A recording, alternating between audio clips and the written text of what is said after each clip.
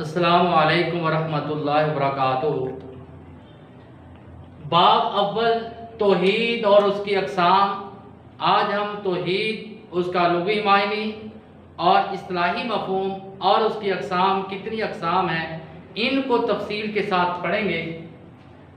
توحید کا لغوی معنی ہے، توحید کا لغوی معنی ایک ماننا، یکتا جاننا، یعنی ایک ماننا۔ صرف جس وقت توحید کا لغوی معنی آ جائے، آپ نے صرف لکھنا ہے ایک ماننا، یکتا جاننا۔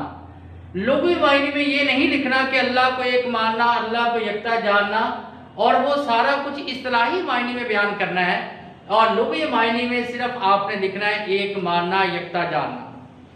اصطلاحی مفہوم دین کی اصطلاح میں اس سے مراد ہے کہ سب سے برتر و اعلیٰ اور ساری کائنات کا خالق و مالک ہستی اللہ کے واحد پر ایمان لانا اور صرف اسی کو عبادت کے لائق سمجھنا۔ یعنی دین کی اصطلاح میں پوری کائنات کی برتر و اعلیٰ ہستی، پوری کائنات کو پیدا کرنے والی صرف ایک اللہ پر ایمان لے کر آنا اور اسی کی عبادت کرنا، یہ توحید کا اصطلاحی مفہوم ہے۔ اب اس کے بعد وجود باری تعالیٰ، اللہ تعالیٰ کے وجود کا قائل ہونا۔ جیسے بے شمار آسمانی مذاہب کے علاوہ کچھ مذاہب ایسے ہیں جو رب ذوالجلال کی ذات کا انکار کرتے ہیں، آپ کی ذات کو تسلیم ہی نہیں کرتے۔ ہم توحید کے ساتھ کچھ ایسی چیزیں پیش کریں گے اور چیزوں سے گواہی لیں گے کہ وہ اللہ کے ایک ہونے کی گواہی دیں گی۔ مثلا کائنات کی تکمیل، کائنات کو مکمل کرنا، یہ میں نے ہیڈنگ لکھی ہے، کتاب میں یہ ہیڈنگ نہیں لکھی ہوئی، اور ان ہیڈنگ لکھنے کے بعد میں نے اردو کی پہلی لائن لکھ دی ہے۔ اس لائن سے پہلے آپ نے یہ ہیڈنگ لکھنی ہے، کیونکہ اس کا لکھنے کا مقصد یہ ہے کہ ہیڈنگ لکھی جائے۔ کتاب میں ویسے پورے پیج کے اوپر لکھا ہے، ہیڈنگ نہیں لکھی۔ آپ نے ساتھ کتاب لے کر اور ساتھ یہ ہیڈنگ لکھنی ہے، کائنات کی تکمیل۔ یہ ہیڈنگ آپ نے اس سے پہلے لکھنی ہے۔ جب بھی ہم کسی بنی ہوئی چیز کو دیکھتے ہیں تو ہمارا ذہن بنانے والے کی طرف منتقل ہوتا ہے، اور کائنات کی تکمیل جب بھی ہم دیکھتے ہیں، ہم پنکھے کو دیکھتے ہیں تو پنکھے کے بنانے والے کی طرف جاتا ہے، گھڑی کو دیکھتے ہیں تو گھڑی بنانے والے کی طرف ہمارا ذہن جاتا ہے، کرسی کو دیکھتے ہیں تو کرسی بنانے والے کی طرف ہمارا ذہن جاتا ہے۔ جب ہم کائنات کو دیکھتے ہیں تو پوری کائنات اس بات کی گواہی دیتی ہے کہ اس کو بنانے والی کوئی ذات، کوئی ہستی ہے۔ اس کے بعد کائنات میں نظم و ضبط، ہم کائنات کا نظم و ضبط دیکھتے ہیں، کائنات پہ نظر دوڑاتے ہیں تو ہماری نظر تھک کر واپس تو آ جائے گی۔ کائنات کا نظم و ضبط اتنا پیارا، اتنا خوبصورت، اتنی ترتیب اور نظم و ضبط، یہ ساری کی ساری اللہ کے ایک ہونے کی گواہی دیتی ہیں۔ یہ آپ نے اس سے پہلے لکھنا ہے، کائنات پر جب گہری نظر ڈالی جائے تو اس میں ایک نظم و ضبط نظر آئے گا۔ اس سے قبل یہ ہیڈنگ لکھنی ہے۔ اس کے بعد نظام شمسی، اور اس کو آپ نے لکھنا ہے، سورج اپنے مدار میں گردش کر رہا ہے اور چاند اپنے مدار میں، یعنی سورج جو ہے نظام شمسی، آسمان کا نظام، چاند اپنے مدار میں گھوم رہا ہے، اپنے دائرے میں گھوم رہا ہے، سورج اپنے دائرے میں گھوم رہا ہے، ستارے اپنے دائرے میں گھوم رہے ہیں، ایک دوسرے کے ساتھ خلط ملط نہیں ہوتے، ایک دوسرے کے ساتھ اختلاف نہیں کرتے۔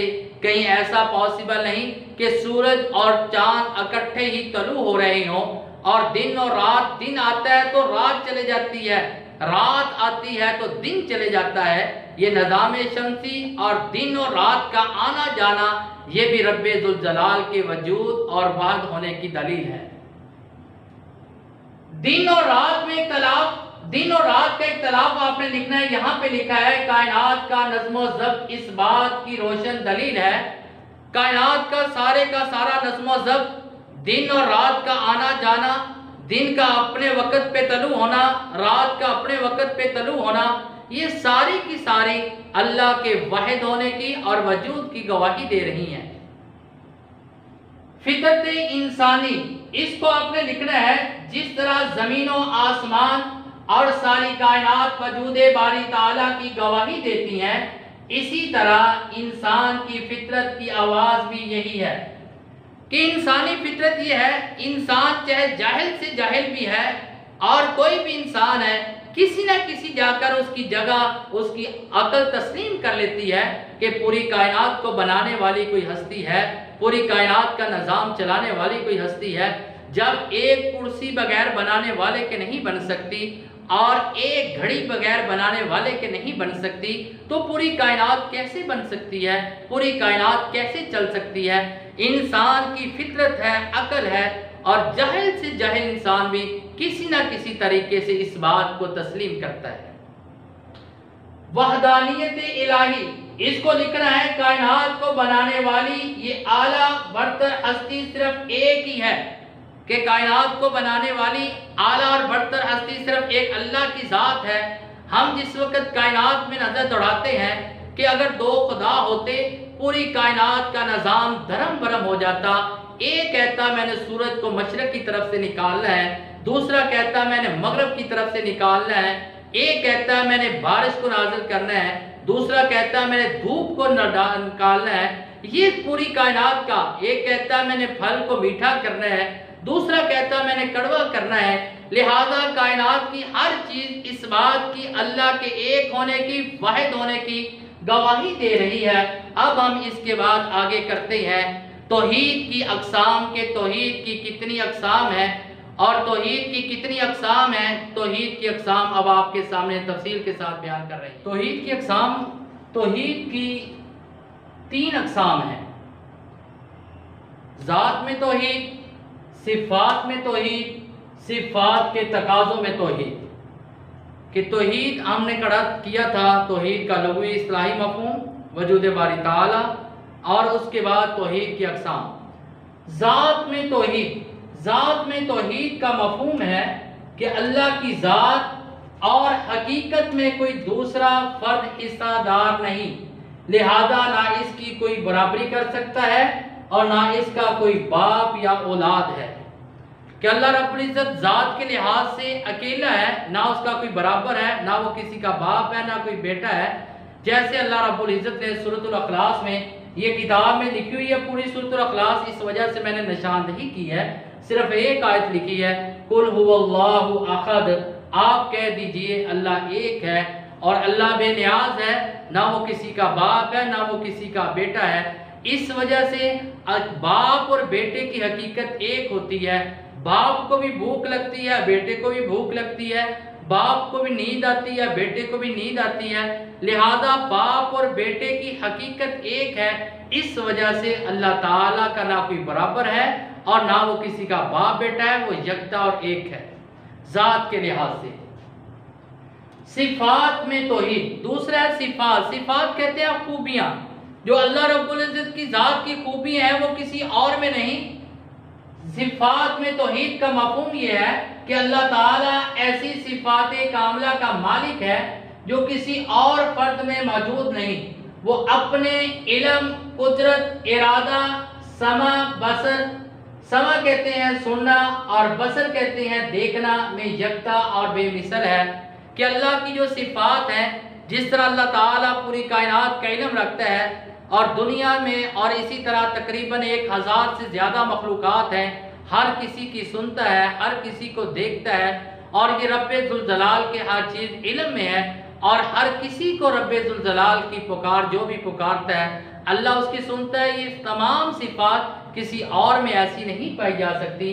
جیسے اللہ رب العزت نے قرآن مجید میں فرمایا لیس کمثلہ شیء، کہ ترجمہ اس اللہ کوئی چیز نہیں، یعنی اللہ جیسی، یعنی اللہ کی صفات جیسی جو اس میں صفات ہیں، وہ سمع، قدرت، ارادہ جس طرح وہ رکھتا ہے کوئی اور نہیں رکھتا، لہذا وہ صفات میں بھی واحد ہے، اکیلا ہے۔